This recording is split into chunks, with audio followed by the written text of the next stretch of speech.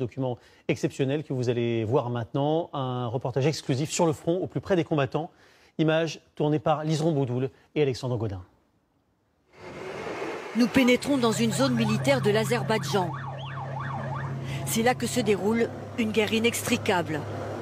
Des combats sanglants entre l'Azerbaïdjan et l'Arménie pour un petit territoire de 4000 m² qu'ils se disputent depuis 30 ans, le Haut-Karabakh. Il est peuplé majoritairement d'Arméniens.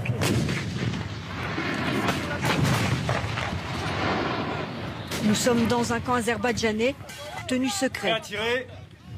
Ces soldats sont en train de cibler une position arménienne. Les forces de l'Azerbaïdjan avancent et reprennent du territoire. Pour le moment, aucun des deux camps n'a remporté de bataille décisive. Mais il faut faire vite, comme ça, car la contre-attaque arménienne est inévitable.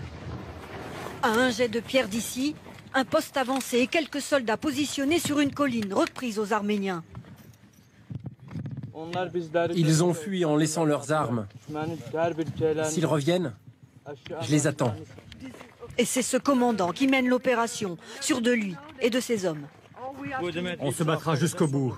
On est beaucoup plus puissants qu'eux, militairement et moralement. Et quand l'armée gagne du terrain, c'est toute la population qui sort dans les rues et applaudit, comme ici à Fouzouli.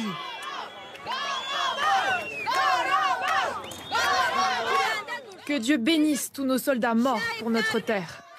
Les drapeaux de l'Azerbaïdjan se mêlent aux drapeaux turcs.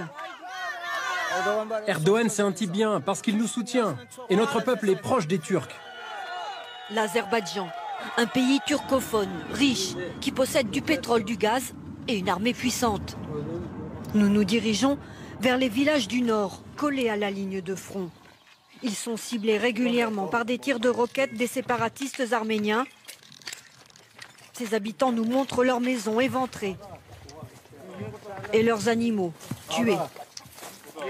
15 personnes au moins ont été blessées ici. la roquette est tombée là. Oui, juste là. Il y avait 7 vaches dans cette étable.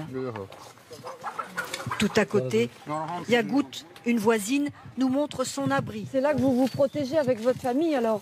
Sous terre. Et quand les obus tombent, elle y descend. Et comment vous vous mettez là? On s'accroupit là, tous les trois, avec mon père et mon frère. On se sert là comme ça. Le soir, toute la famille attend. Dans cette pièce, sans électricité, sans gaz, sans eau. Les heures passent et l'angoisse s'installe avec les tirs qui se font de plus en plus intenses.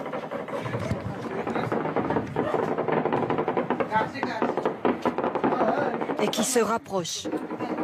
Il est temps d'aller se protéger dans l'abri. C'est comme ça notre vie chaque nuit. On ne peut jamais dormir tranquille. C'est dur. Ouais, c'est dur. À 200 km d'ici, loin de la ligne de front, une autre scène de détresse.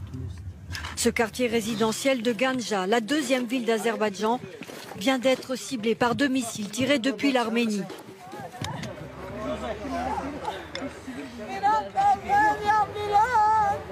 15 morts, dont des enfants et beaucoup de blessés.